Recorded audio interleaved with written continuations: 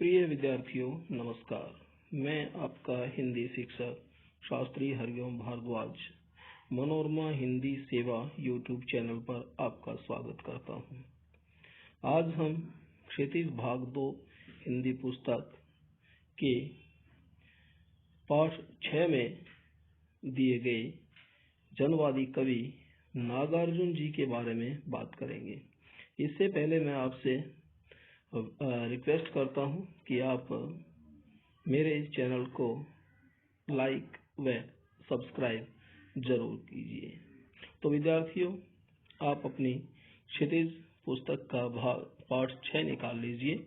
नागार्जुन जी के बारे में हम बात करते हैं।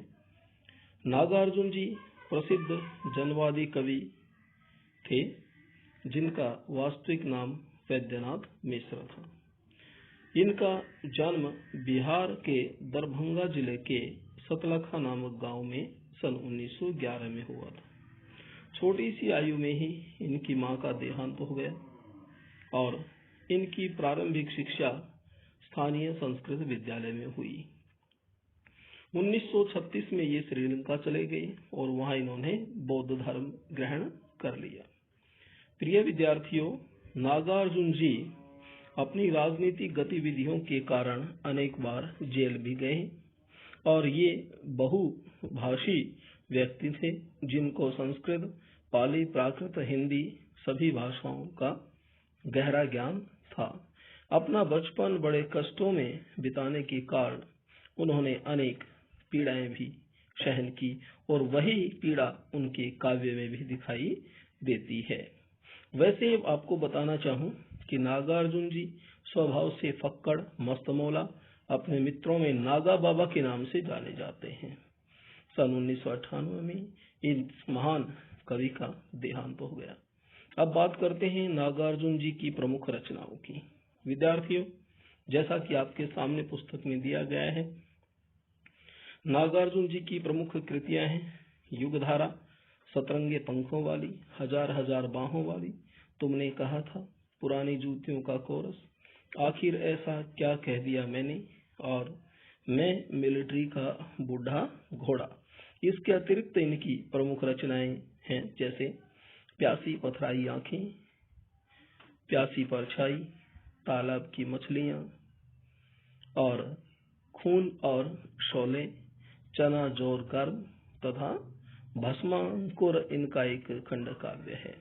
इन्होंने उपन्यास भी लिखे हैं जैसे वरुण के बेटे, हीरक जयंती, बलचनमा, रतिनाथ की चाची, नई पौध, कुंभीपाक और उग्र तारा। विद्यार्थियों, नागार्जुन जी अपनी काव्यगत विशेषताओं के कारण बहुत ही प्रसिद्ध रहे हैं और इनका काव्य मानव जीवन से संबंध है।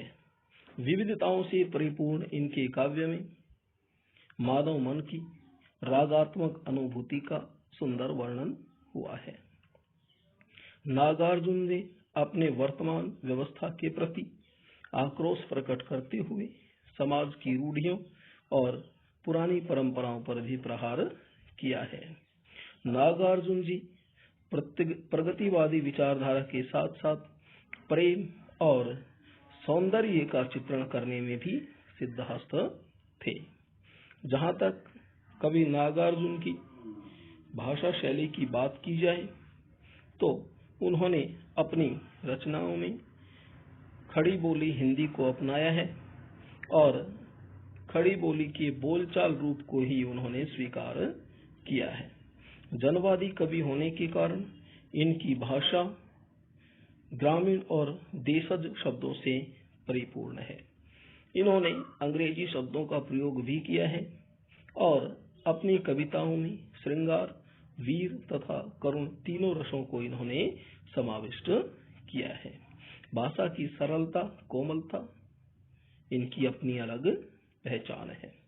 जहां कहीं इन्होंने आक्रोश की भाषा का प्रयोग किया है तो साथ साथ ये अपनी भाषा में व्यंग्यात्मकता का पुट भी ले आए हैं।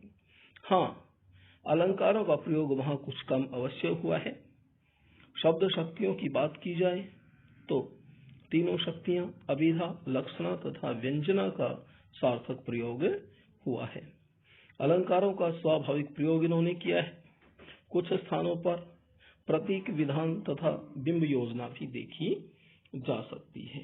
नागार्जुन जी लोक जीवन से गहरा सरोकार रखने वाले और भ्रष्टाचार, राजनीतिक स्वार्थ और समाज की पतनशील स्थितियों के प्रति अपने साहित्य में सजग रहे हैं। नागार्जुन व्यंग्य में बहुत ही कुशल हैं, माहिर हैं। मातृभाषा इनकी मैथिली है, जिसमें इन्होंने यात्री उपनाम से अनेक रचनाएं लिखी हैं, अनेक कविताएं लिखी हैं। इन्होंने बांग्ला और संस्कृत में भी कविताएं लिखी हैं। तो प्रिय विद्यार्थियों, इसलिए नागार्जुन जी को आधुनिक कबीर भी कहा जाता है। छायावादोत्तर अर्थात छायावाद के बाद के समय के ऐसे अकेले कवि हैं जिनकी कविता गांव की चौपालों और साहित्यिक दुनिया में समान रूप से लोकप्रिय रही है। इसलिए नागार्जुन को वास्तविक अर्थों में जनकवि कहा जाता है। सामयिक बोध से गहराई से जुड़े नागार्जुन की आंदोलन धर्मी कविताओं को व्यापक लोकप्रियता मिली है। नागार्जुन ने छंदों में काव्य रचना की और मुक्त छंद में भी की। अब हम बात करते हैं आपकी पुस्तक में दी हुई इनकी कविताओं के बारे में। पहली कविता है यहाँ, यह दंतुरित मुस्कान। दंतुरित मुस्कान यानी ऐसी मुस्कुराहट जिसमें छोटे छोटे दांत दिखाई देते हैं। इस कविता में छोटे बच्चे की मन को भाने वाली मुस्कान देखकर कवि के मन में जो भाव उमड़ते हैं, उन्हें कविता में अनेक बिंबों प्रतीकों के माध्यम से प्रकट किया गया है। कवि का मानना है कि इस सुंदरता में ही जीवन का संदेश है। इस सुंदरता की व्याप्ति ऐसी है कि कठोर से कठोर मन भी पिघल जाए। इस दंतुरित मुस्कान की मोहकता तब और बढ़ जाती है जब उसके साथ नजरों का बांकपन, तिरछापन, टेढ़ापन, शैतानियां भी जुड़ जाती हैं। दूसरी कविता इनकी है फसल। फसल शब्द सुनते ही हमें खेतों में लहलाती फसल के सपने आने लगते हैं। आंखों के सामने वह चित्र छा जाता है, परंतु फसल है क्या और उसे पैदा करने में किन किन तत्वों का योगदान होता है, इसे बताया है कवि नागार्जुन ने अपनी कविता फसल में। कविता यह भी रेखांकित करती है कि प्रकृति और मनुष्य के सहयोग से ही सृजन संभव है। बोलचाल की भाषा की गति और लय इनकी कविताओं को प्रभावशाली बनाती है। तो विद्यार्थियों, कहना न होगा कि यह कविता हमें उपभोक्ता संस्कृति के दौर में कृषि संस्कृति के निकट ले जाती है। तो ये थे आपके कवि नागार्जुन और इनकी दोनों कविताओं, यह दंतुरित मुस्कान और फसल के बारे में थोड़ी सी चर्चा। अब मिलते हैं अगले वीडियो में इनकी कविताओं के साथ।